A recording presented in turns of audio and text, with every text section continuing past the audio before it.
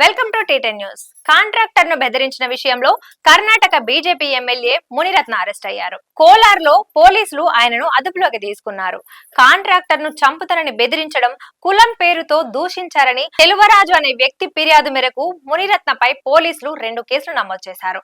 దీంతో భారతీయ న్యాయ సంహితలోని సంబంధిత సెక్షన్ల కింద ఎమ్మెల్యేపై కేసులు రిజిస్టర్ అయ్యాయి. మునిరత్న బెంగళూరులోని రాజరాజేశ్వరి నగర్ నియోజకవర్గ ఎమ్మెల్యే.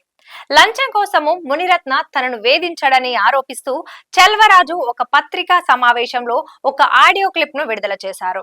అయితే ఈ ఆరోపణలపై 5 రోజుల్లో తన స్పష్టమైన వైఖరిని తెలపాలంటూ కర్ణాటక బీజేపీ శాఖ మునిరత్నకు షోకాజ్ నోటీస్ పంపింది. కులం పేరుతో కాంట్రాక్టర్ ను మునిరత్న దూషించడంపై దళిత సంఘర్ష సమితి అభ్యంతరం వ్యక్తం చేసింది.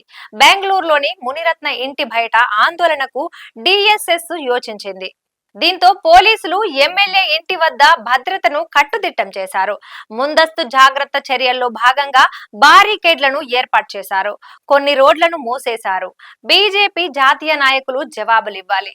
మునిరత్న తక్కువ స్థాయి భాషను వాడారని, దళితులను అవమానపరిచిన ఆయనను పార్టీ నుంచి బహిష్కరించాలని కాంగ్రెస్ మాజీ ఎంపీ డికే సురేష్ అన్నారు.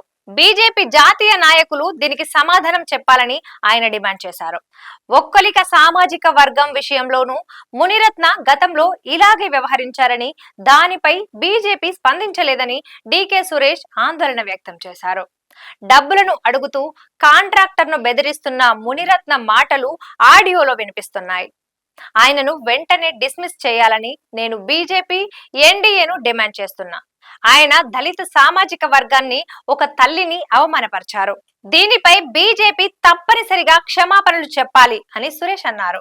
ఇది ఇవాల్టి న్యూస్. చూస్తూనే ఉండండి టీ10.